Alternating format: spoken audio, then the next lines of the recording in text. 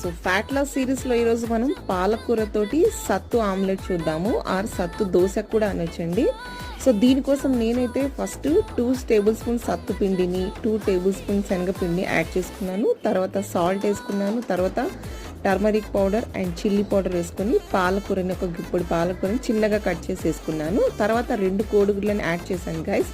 కొంచెం వాటర్ వేసేసి నేను మంచిగా మిక్స్ చేసేసుకున్నాను. సో తర్వాత నేను దోశ పెనం పెట్టేసుకొని నార్మల్గా దోశలాగా వేసేసుకున్నాను గైస్. సో నేను ఆయిల్ కూడా వాడచ్చు, మీరు ఘీ అయినా వాడుకోవచ్చు గైస్. సో నేను ఇలా బోత్ సైడ్స్ నేను ఈ దోశని కాల్చేసి నేను ఏదైనా చట్నీతో సర్వ్ చేసేసుకోవచ్చు. సో ఈ పాలకూర సత్తు ఆమ్లెట్లో ఏంటంటే మనకి సో పాలకూరలో ప్రోటీన్ ఉంటుంది, మనకి సత్తు పిండిలో ప్రోటీన్ ఉంటుంది, and as well as besan అంటే శనగపిండిలో ప్రోటీన్ ఉంటుంది, మనకి ఎగ్స్లో ప్రోటీన్ ఉంటుంది. సో చాలా ప్రోటీన్ రిచ్ బ్రేక్ఫాస్ట్ అనమాట. సో ఫ్యాట్ లాస్కి తప్పకుండా ట్రై చేయండి.